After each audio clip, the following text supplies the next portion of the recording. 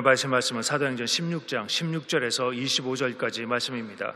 사도행전 16장 16절에서 26절까지 말씀을 다 같이 봉독하시겠습니다. 우리가 기도하는 곳에 가다가 점치는 귀신 들린 여종 하나를 만나니 점으로 그 주인들에게 큰 이익을 주는 자라. 그가 바울과 우리를 따라와 소리질러 이르되 이 사람들은 지극히 높은 하나님의 종으로서 구원의 길을 너희에게 전하는 자라 하며 이같이 여러 날을 하는지라. 바울이 심히 괴로워하여 돌이켜 그 귀신에게 이르되 예수 그리스도의 이름으로 내가 내게 명하노니 그에게서 나오라 하니 귀신이 즉시 나오니라. 여종의 주인들은 자기 수익의 소망이 끊겨진 것을 보고 바울과 실라를 붙잡아 장터로 관리들에게 끌어갔다가 상관들 앞에 데리고 가서 말하되 이 사람들이 유대인인데 우리 성을 심히 요란하게 하여 로마 사람인 우리가 받지도 못하고 행하지도 못할 풍속을 전한다 하거늘 무리가 일제히 일어나 고발하니 상관들이 옷을 찢어 벗기고 매로 치라 하여 많이 친 후에 옥에 가두고 간수에게 명하여 든든히 지키라 하니 그가 이러한 명령을 받아 그들을 깊은 옥에 가두고 기흡발을 착고에 든든히 채웠더니 한밤중에 바울과 실라가 기도하고 하나님을 찬송하며 죄수들이 듣더라. 이에 갑자기 큰 지진이 나서 옥토가 움직이고 문이 곧 다 열리며 모든 사람의 매인 것이 다 벗어진지라. 아멘. 우리를 둘러싸고 있는 환경을 보면 3차원적 환경과 4차원적 환경이 있습니다. 3차원적 환경은 감각적으로 체험할 수 있는 물질 세계의 환경이고 4차원의 환경은 영혼이 체험하는 영적인 환경입니다. 그렇기 때문에 감옥도 물질 세계의 감옥도 영혼의 감옥이 있는 것입니다. 성경을 보면 바울과 실라는 3차원적 물질 세계의 감옥에 갇혀 있었습니다. 바울과 실라가 빌립본 도시에 가서 복음을 전가하는데 점치는 귀신 들린 여자가 두 사람을 계속 따라다니면서 고함을 치니까 바울과 실라가 괴로워서 견딜 수가 없었습니다. 그래서 바울이 그 여자에게 귀신을 쫓아냈는데 귀신이 나가고 더 이상 점을 치지 못하게 되자 그 여자를 고용하여 돈벌이를 하던 주인이 돈벌이를 못하게 되었습니다. 그러자 그 주인이 화가 나서 바울과 실라를 붙잡아 관리들에게 끌고 가서 고발을 했습니다.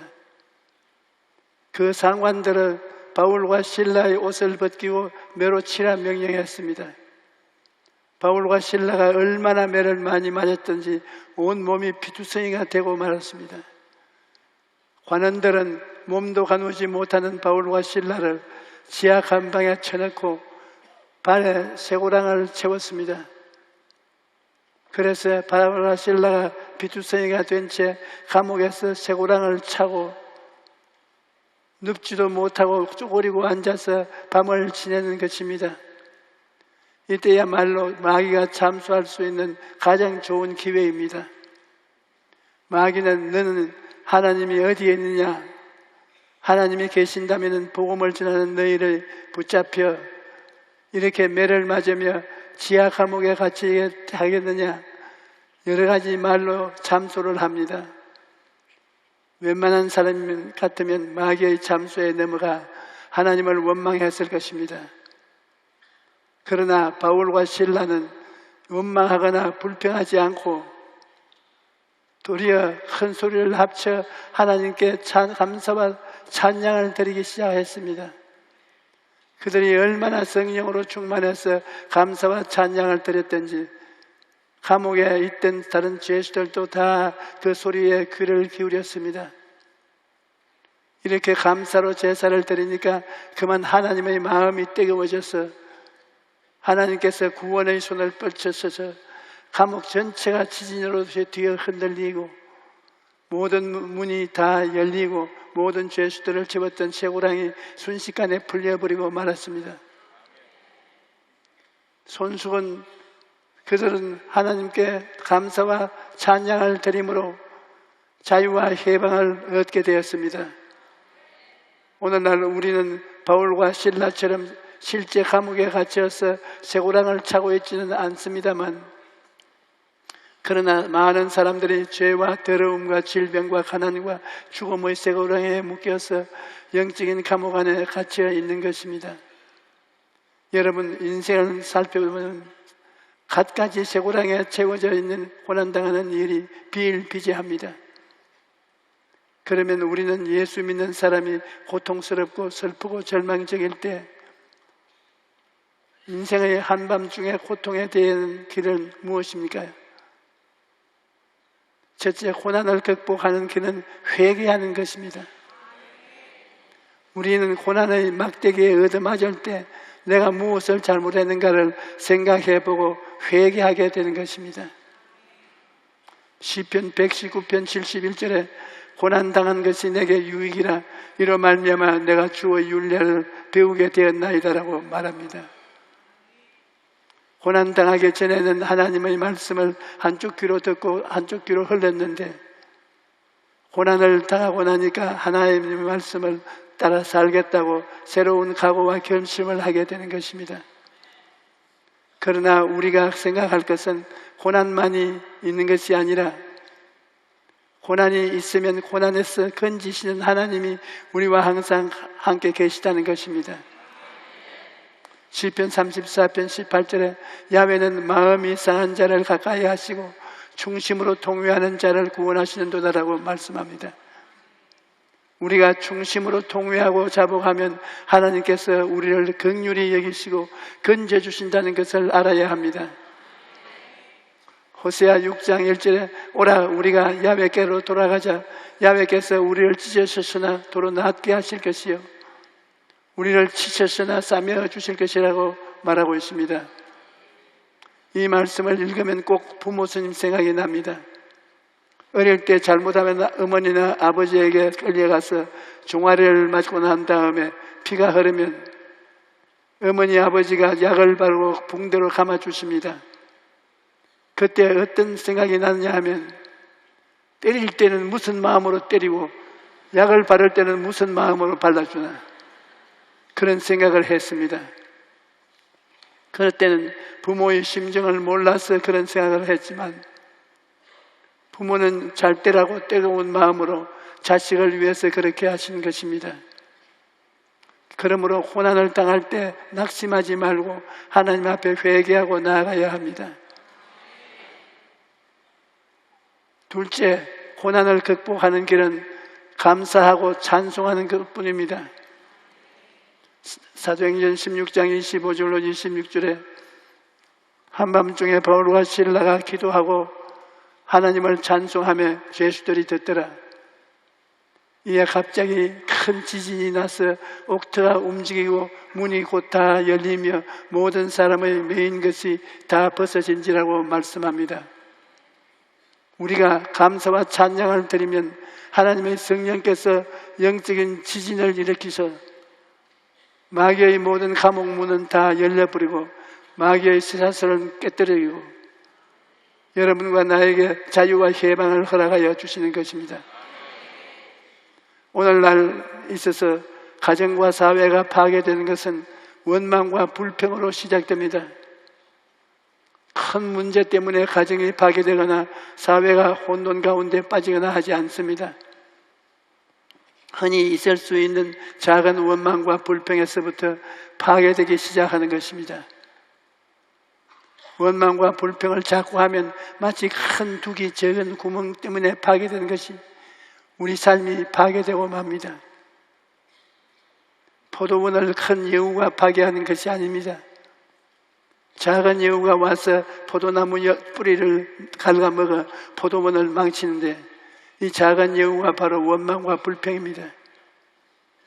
그러므로 원망과 불평과 단식을 하면 마귀가 뒤에서 춤을 추며 좋아하는 것입니다.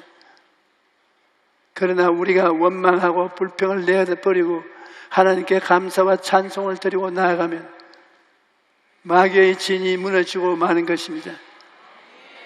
민수기 10장 9절에 또 너희 땅에 너희가 자기를 압박하는 대적을 치러 나갈 때 나팔을 크게 불지니 그리하면 너희 하나님 야훼가 너희를 기억하고 너희를 대적에서 구원하시리라고 말씀하십니다.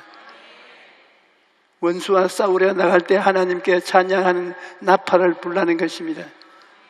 그러면 하나님께서 기뻐하심으로 천국이 진동하고 마귀의 진이 순식간에 무너지는 것입니다.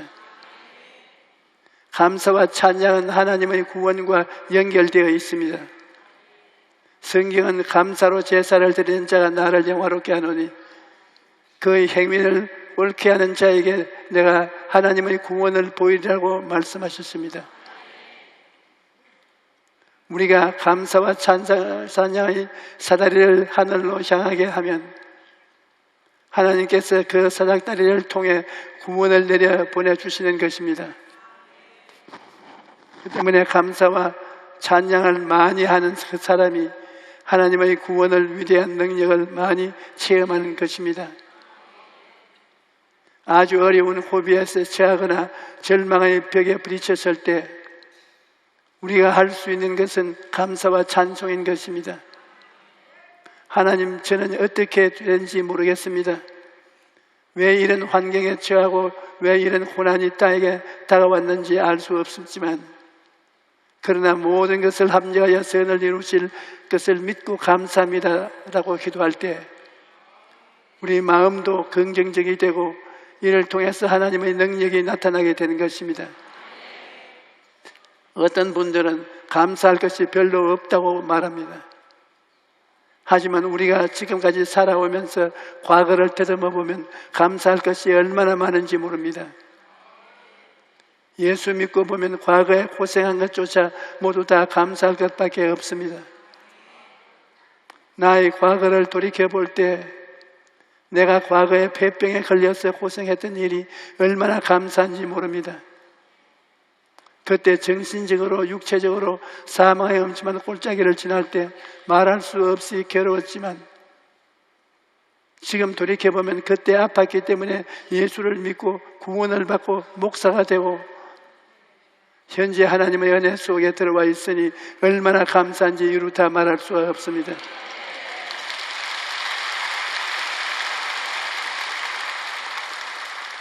예수님을 믿고 나면 과거에 어렵고 괴로웠던 것이 모두 다 감사로 변화되기 시작합니다. 그런 고통이 있었기 때문에 오늘날 여러분이 예수를 믿고 잘 믿고 은혜 가운데서 거하게 된 것입니다. 또 우리는 현재의 환경 가운데서 감사할 것을 찾아야 합니다. 남편은 아내에게, 부모에게, 자녀에게 감사할 것을 찾아내어 감사하는 삶을 살아야 합니다. 사람이 불평을 말하려면 얼마든지 불평할 것을 찾아낼 수가 있습니다. 그러나 또 감사할 것을 찾아내면 감사할 것이 그렇게 많을 수가 없습니다. 이러므로 우리는 결심하고 감사할 것을 찾아내어 감사해야 합니다. 그 다음 고난당할 때 기도해야 합니다. 야고보서 5장 13절에 너희 중에 고난당하는 자가 있느냐 그는 기도할 것이요 즐거워하는 자가 있느냐 그는 찬송할지니라고 말씀합니다. 큰 고통이 당하여 마음이 말할 수 없이 슬프고 좌절되고 절망될 때 우리가 해야 할 일은 기도하는 것입니다. 고난이 다가올 때 기도로서 이겨야지 모든 다른 것으로 이길 수가 없습니다. 기도가 고난을 이기게 하고 마음의 평안을 갖다 주는 것입니다. 그러므로 슬프고 고통스러울 때 기도를 계속하십시오. 밤이 어두운 것은 아침이 다가올 준비를 하는 것입니다. 밤이 늘 계속되지 않아요. 밤이 어두우면 아침이 다가오지 않습니까? 고통이 심하면 하나님의 도움이 가까웠다는 것 증거인 것입니다. 그러므로 고통의 밤일수록 더욱 기도해야 합니다. 하나님을 찾고 또 찾으면 하나님이 그 고통을 통해서 영광을 나타내시는 것입니다. 시편 91편 14절 15절에 하나님이 이르시되 그가 나를 사랑한즉 내가 그를 건지리라. 그가 내 이름을 안즉 내가 그를 높이리라. 그가 내게 간구하리니 내가 그에게 응답하리라. 그들이 환난 당할 때 내가 그와 함께하여 그들을 건지고 영화롭게 하리라. 하나님은 우리를 건지시기를 원하시는 하나님이신 것입니다. 그러므로 우리가 주의 이름을 부르면 주님께서 우리와 같이하여 흥함에서 건져주시는 것입니다. 저는 오랫동안 목회를 하여서 많은 사람들의 간증을 들었습니다. 우리 교인들 중에 잘 나가는 성도가 만나서 이야기할 거리가 없어요. 밥을 먹어도 밥만 부지런히 먹지 할 말이 없어요. 눈만 맞추고 싱긋 웃고 밥만 먹습니다. 그런데 큰 시험과 환난을 당해서 새벽 기도하고 철야 기도하고 기도원에 가서 기도도 하고 응답받은 사람은 밥 먹을 여유가 없어요. 간증을 하느라고 숟가락이 입에 들어갈 시간이 없는 것입니다. 고통 가운데 하나님이 나타나셔서 이런 역사를 베풀어서 하나님의 영광을 체험하게 되고 온 가족이 다 예수 믿게 되고 입에 침이 마르도록 간증을 하는 것입니다. 그러므로 고난이란 은혜를 담는 그릇인 것입니다. 하늘에서 아무리 단비가 쏟아져도 그릇의 뚜껑이 닫혀 있으면 빗물을 담을 수가 없습니다. 인생도 마찬가지입니다. 은혜를 담을 그릇이 준비되어 있지 않으면 아무리 하늘에서 축복의 단비가 쏟아져도 받을 수가 없습니다. 그런데 하나님의 은혜와 축복을 담는 그 그릇이 바로 고난인 것입니다. 고난이 우리에겐 아주 고약한 것 같지만 고난을 당해야 기도하거든요. 고난을 당해야 기도하면 그 고난의 그릇에 하나님의 축복이 부어지는 것입니다. 그런데 기도가 안 나올 때는 어떻게 하겠습니까? 그럴 때는 보혜사 성령님을 의지해야 되는 것입니다. 성령님은 오늘 또 이 자리에 와 계세요. 왜? 여러분과 나를 돕기 위해서 와 계신 것입니다. 여러분, 인생에 다가오는 고통과 괴로움, 마음의 좌절과 절망은 여러분의 힘으로는 이길 수가 없습니다. 그래서 하나님께서 우리에게 성령을 보내주신 것입니다. 로마서 8장 26절에 이와 같이 성령도 우리의 연약함을 도우시나니 우리는 마땅히 기도할 바를 알지 못하나 오직 성령이 말할 수 없는 탄식으로 우리를 위하여 친히 간구하시나니라고 말씀합니다. 성령께서 우리와 함께 하시고 우리의 기도를 도와주시는 것입니다. 우리가 성령의 감동으로 이는 말로도 기도하고 또 방언으로도 기도하고 방언 기도와 아는 말을 섞어서 기도하면 놀라운 기도의 효과를 얻을 수가 있습니다. 마지막으로 고난을 극복하려면 믿음을 의지해야 합니다.